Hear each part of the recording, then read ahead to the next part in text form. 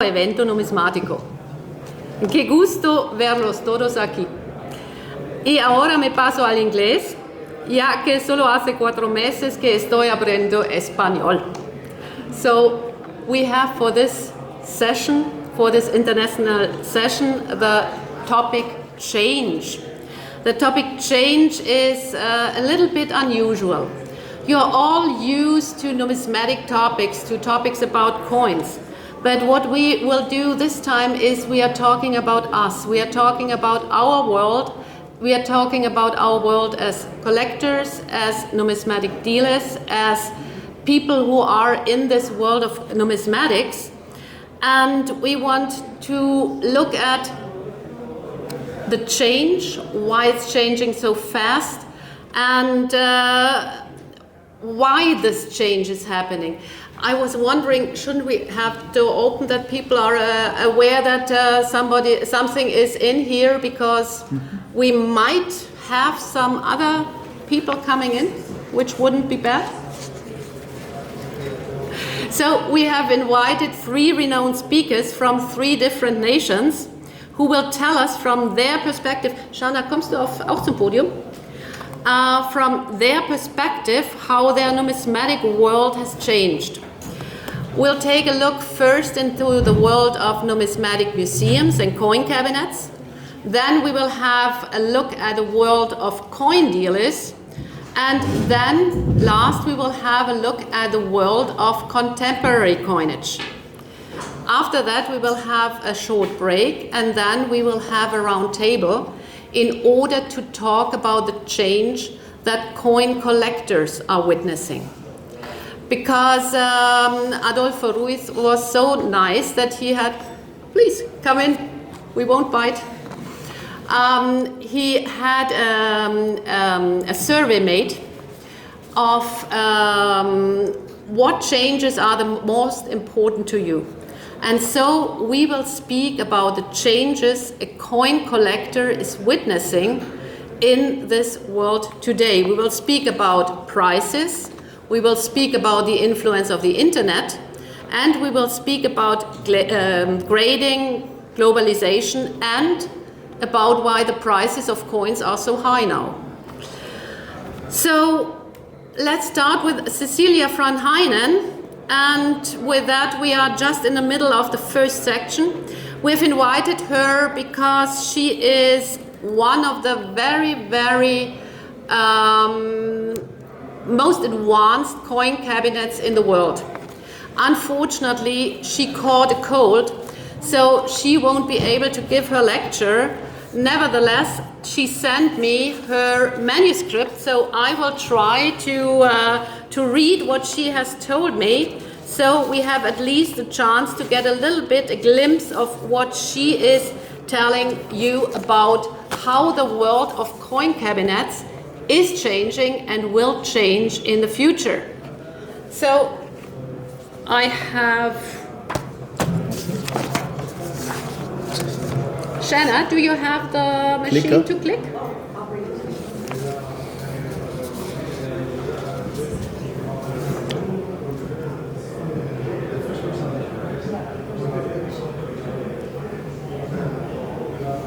Thank you. Hat die Präsentation schon gestartet? Nein.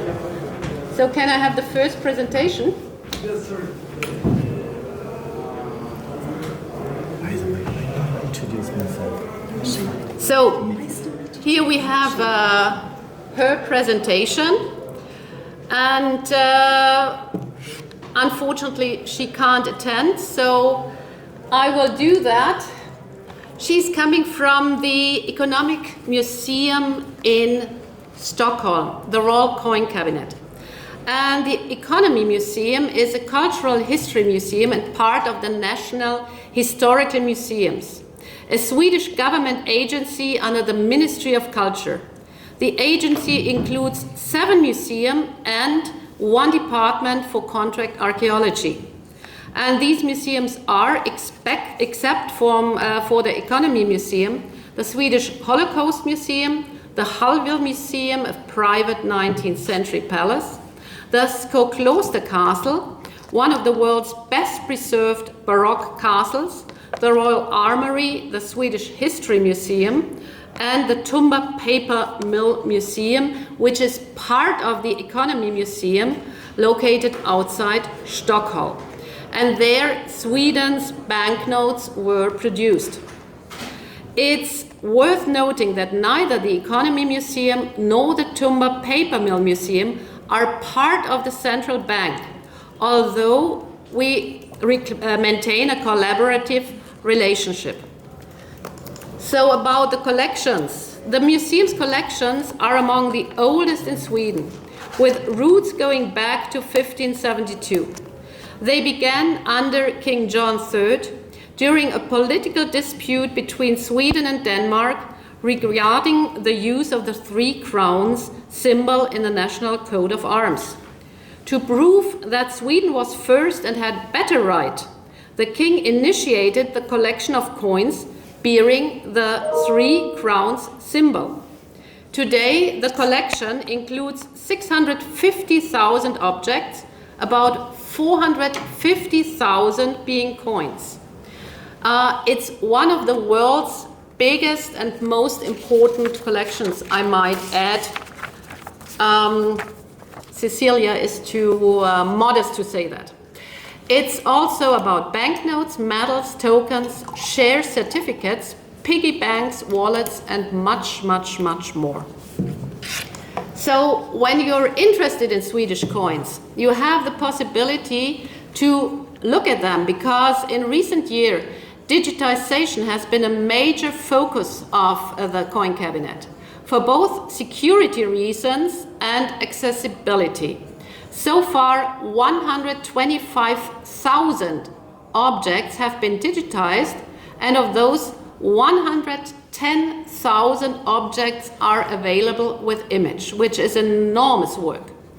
All images and information are freely available for everyone to use. So no copyright problems. You can use every photo you have there. Then in the last decade, the museum has undergone a major transformation. In 2019, for financial reasons, we moved from our location in Stockholm's Old Town to share building with the Swedish History Museum.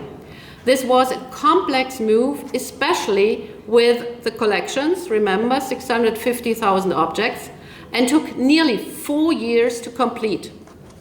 Even though moving a museum is a major undertaking, it also creates opportunities. One of the things we decided to change was our name. The name issue has followed the museum for 50 years and has at times sparked heated debates. Over the years, most people have appreciated the name Kungliga Myntkabinettet, the Royal Coin Cabinet, and felt proud of it. But many have also pointed out that as the name of an independent museum, it is not ideal, especially when it comes to helping the general public to understand what our institution is actually about. It is important that the word museum appears clearly in the name. Many people didn't realize that the Royal Coin Cabinet was a museum in its own right. We also wanted to give greater prominence to the world economy, as it better reflects the focus of our institution. It places the objects and collections in a broader context. So in 2020, we changed the name from the Royal Coin Cabinet, National Museum of Economy, to Economy Museum, Royal Coin Cabinet. So whenever you have been in Sweden, you might have realized that in Sweden, the Cashless Society is moving forward very, very quickly. So a common question, Cecilia is writing, a common question we receive is, what role does a museum like yours play in society that uses less and less physical money? To us, this only makes our work more relevant. Economics and payment system will always exist Their forms will change, but not their significance. Sweden, along with other countries, is undergoing a major paradigm shift in payment methods. In 2010, 39% of payments were made in cash in Sweden. By 2023, that number has dropped to 10%. So every 10th transaction is only in coin, the rest is in cards. For comparison, in Spain, 47% of the people are still using cash on a daily basis, and I adore it. So, the debate on cash. Many Swedish retailers have already stopped accepting cash, but there is a certain resistance. The Swedish Central Bank has proposed legislation requiring cash acceptance for essential goods and services. As part of national emergency preparedness, all households are recommended to keep 2,000 Swedish krona, circa 200 euro, in small denominations at home, just in case of emergency and problems handling digital payments.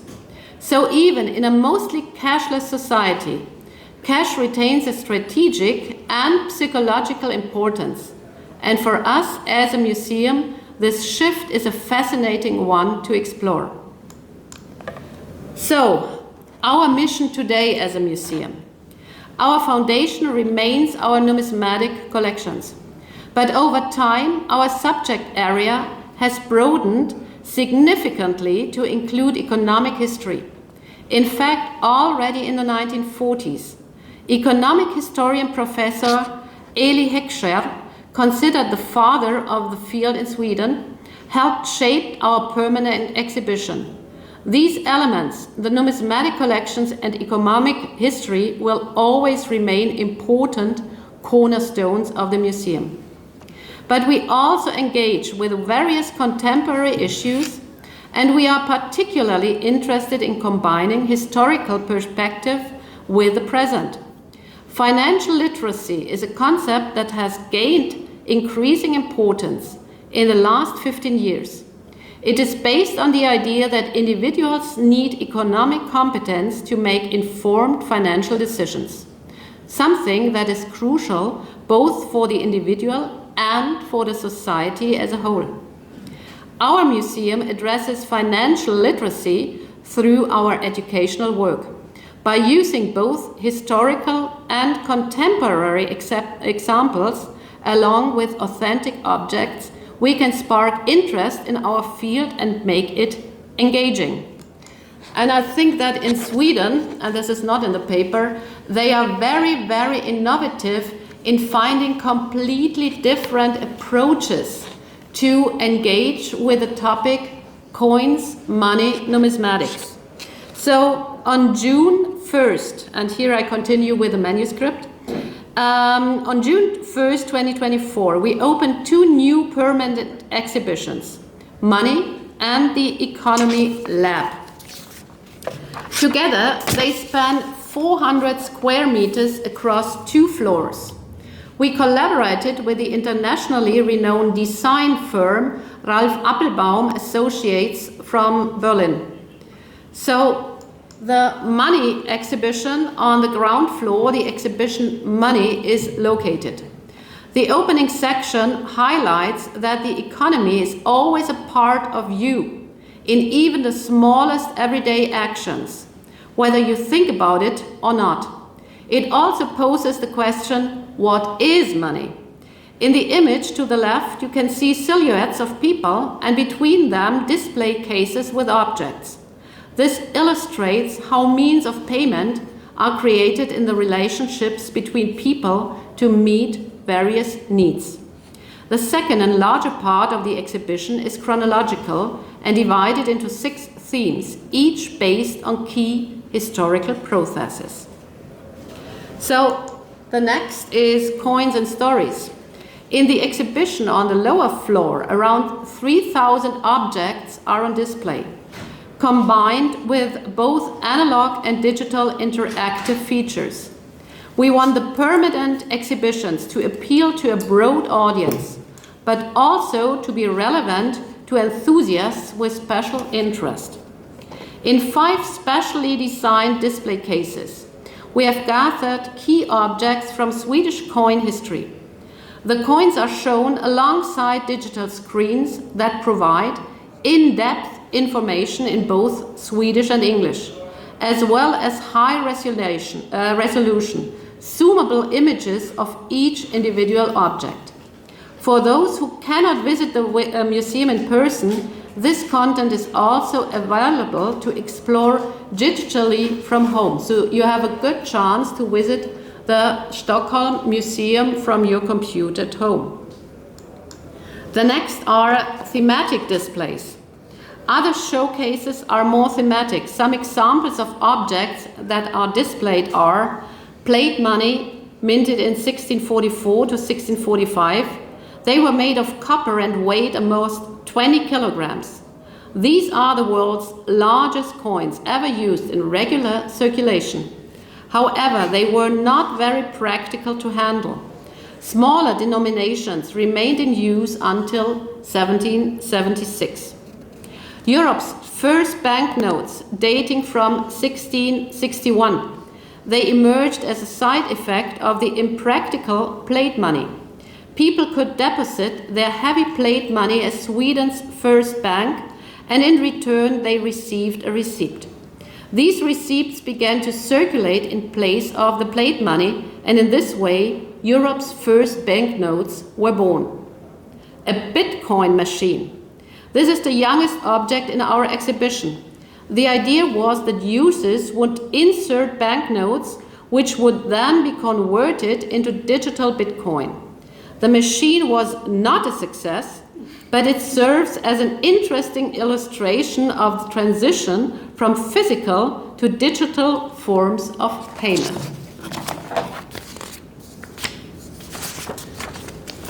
So we are coming to the economic lab. On the upper floor is the economic lab, an exhibition centered on you, the visitor, and your relationship to the economy. It follows the economic cycle and is divided into 4 themes: household economy, banks, businesses, public economy. This exhibit was co-created with teachers and students. Since its opening a year ago, it has become our most booked experience for school groups ever in the museum's history, proving its strong educational value. And I think that's very important to know that this is an example, a pattern other museums in other countries could follow. Also not in the manuscript. So let's go back to the manuscript. We also support schools with traveling exhibitions, The Ghost of Inflation. It teaches about inflation using historical and contemporary examples from the French Revolution until today. The exhibit includes real historical objects displayed in 8 mini display cases.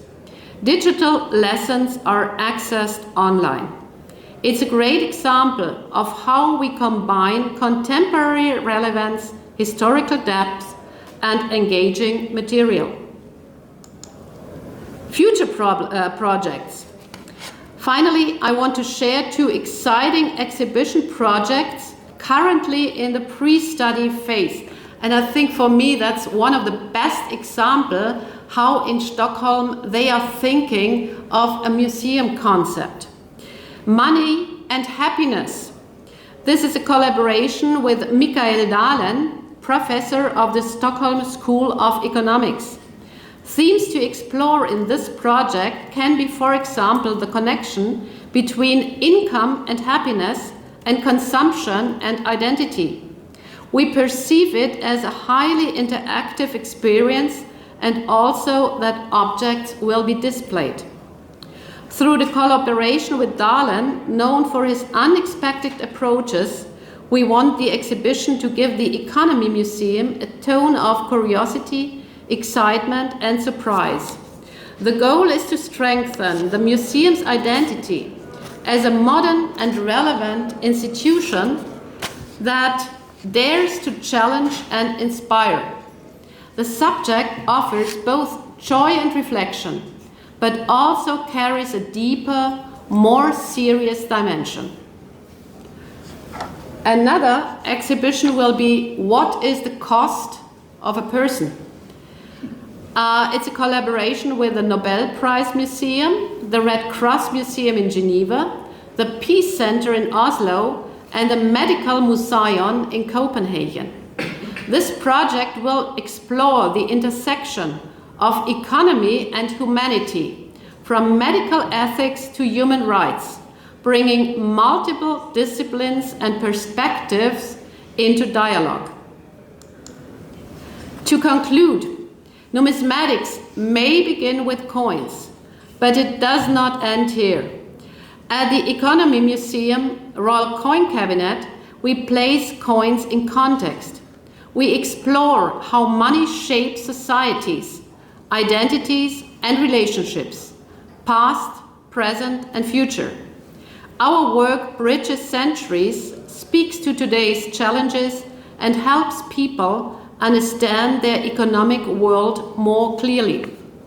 In times of change, museums like ours are not relics of the past, but active participants in shaping knowledge, reflections, and civic understanding. So I hope you will give a big applause to Cecilia, who certainly will see afterwards the video that is made of this presentation, for the effort of bringing the manuscript in one day while she was lying in bed with fever because she could not be here. So thank you for your attention.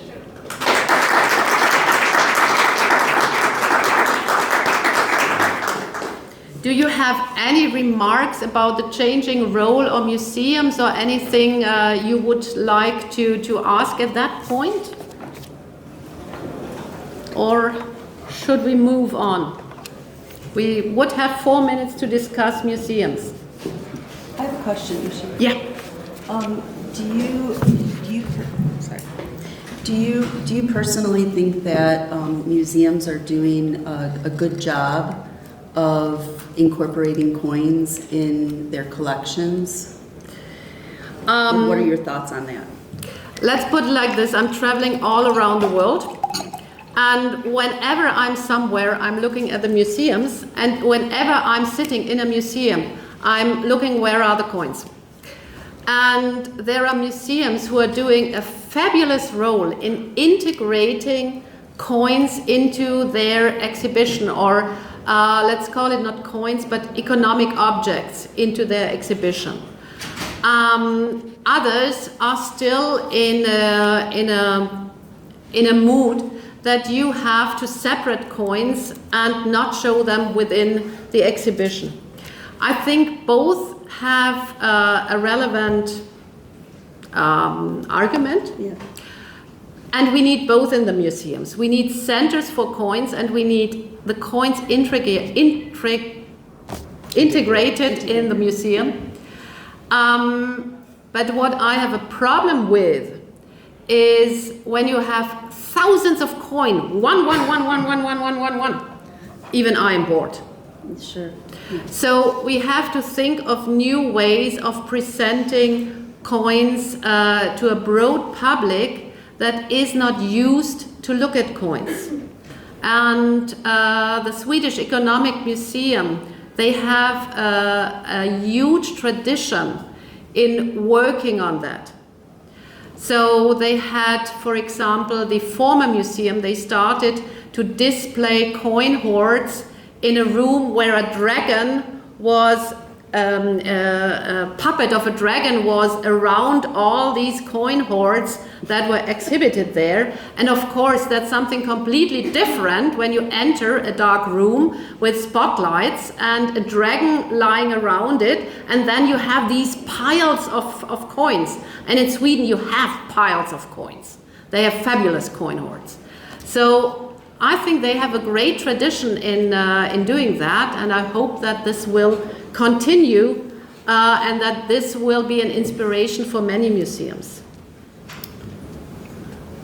I think that also museums need to spend more time on, okay, it's not just about putting the object there. Coins are small, they're hard to see. I was at the Madrid's coin museum yesterday. Honestly, I had a very difficult time seeing them because of the lighting and because they were so small. And I was really bending over. I was about to hit the display with my nose. So I think some time needs to be spent on, okay, we have statues, we have this big mummies. If you go to the British Museum, for instance, but then coins, you need to do more so that people can really enjoy the details and they don't have a difficult time actually appreciating it.